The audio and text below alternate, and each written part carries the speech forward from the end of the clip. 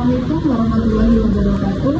Sebelumnya perkenalkan, saya Eva Nur Eviana, mahasiswa S2 Manajemen dengan NPM 25710012. Nah, di sini saya akan menjelaskan rangkuman dari materi metode kuantitatif bisnis. Yang mana yang pertama yaitu ada metode kuantitatif bisnis. Yang pengantarnya itu yaitu metode kuantitatif ini sendiri itu adalah teknik analisis berdasarkan angka, data, dan model matematis untuk mendukung pengambilan keputusan bisnis. Nah, tujuannya untuk apa? Tujuannya yaitu untuk mengatasi kerumitan dalam dunia bisnis modern.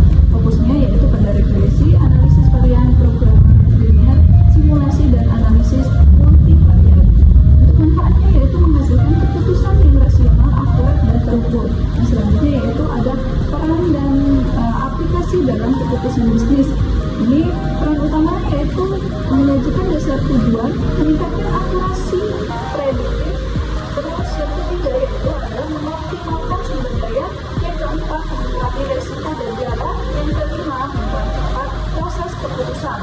Terus contoh aplikasinya ini ada tiga ya: analisis harga permintaan, portofolio investasi, dan jadwal produksi dan distribusi. Nah, untuk pendekatan kuantitatif dan kualitatifnya dapat dilihat ini fokusnya ini aspeknya ada 4 aspek. Nah, kuantitatif dan kualitatifnya bisa dilihat ya teman-teman.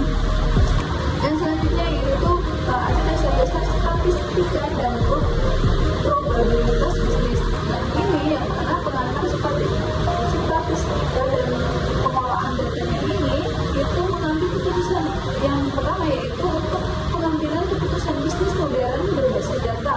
Yang kedua, prosesnya mulai dari pengumpulan, pengolahan, dan penyajian data agar yang tadinya data mentah itu menjadi informasi yang berguna.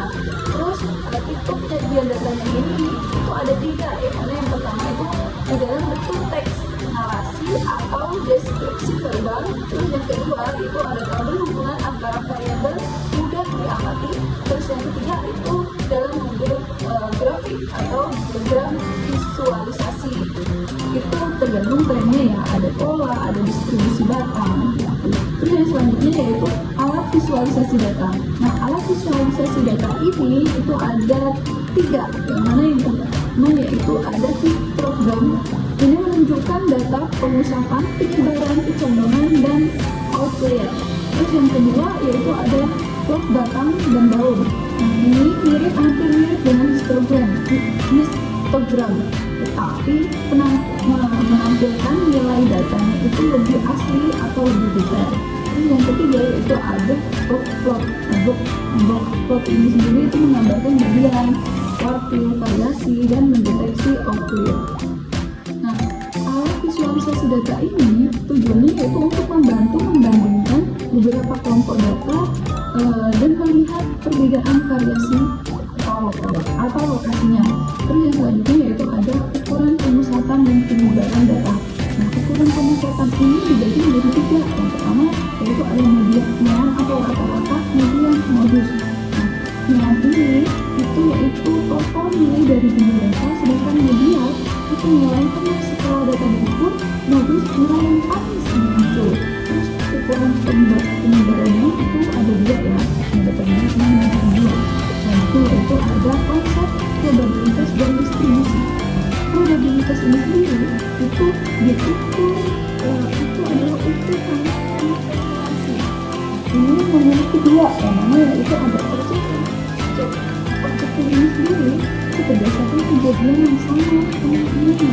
Misalnya sama koin, sama dadu. Nah, sedangkan untuk subjektif ini itu berdasarkan penilaian atau pengalaman pribadi. Nah, distribusi probabilitas itu sendiri yaitu bagi jadi 2, yang mana ada distrik dan kontinum.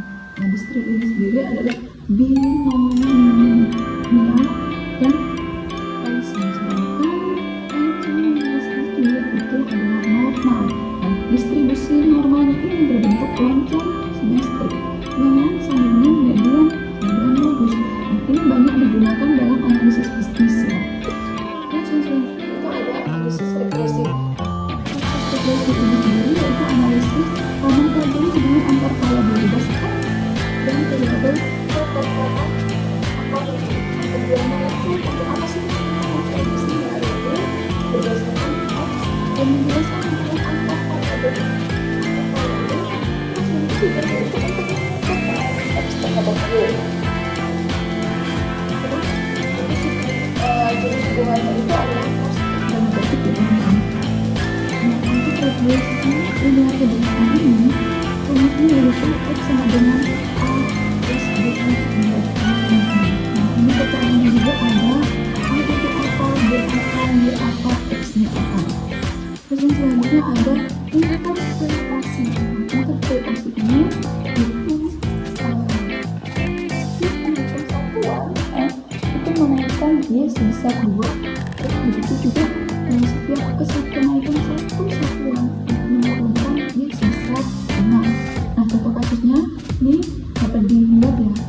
Contoh kasusnya itu ada 5 yang mana pendapatan dan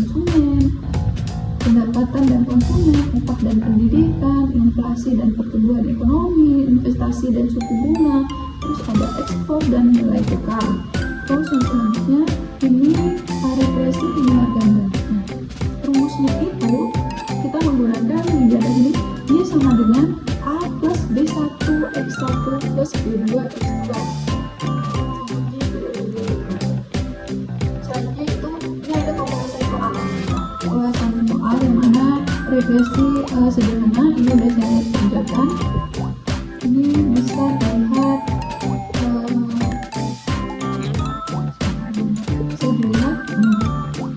jadi itu rata-rata terlebih dahulu yang mana X-nya ini sama dengan 5, Y-nya ini sama dengan 9.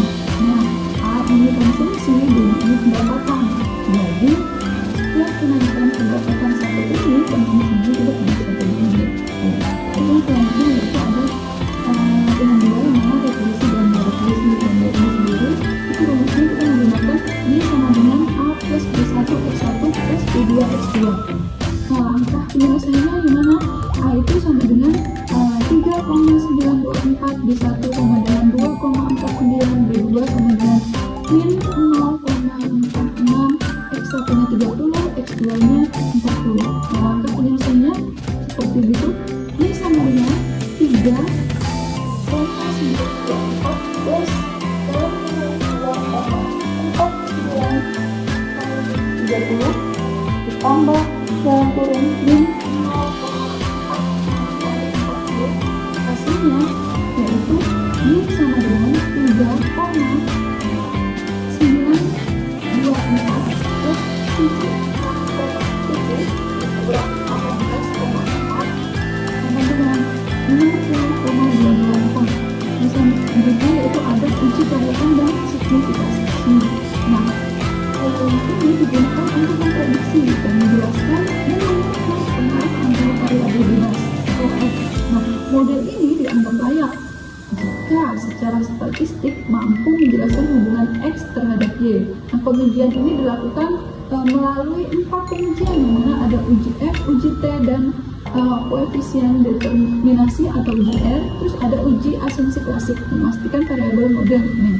Nah, ini uji F dan uji T ini ada aspeknya tujuan, hipotesis, kriteria, dan hasil. Nah, ini juga ada dilihat, ada dua.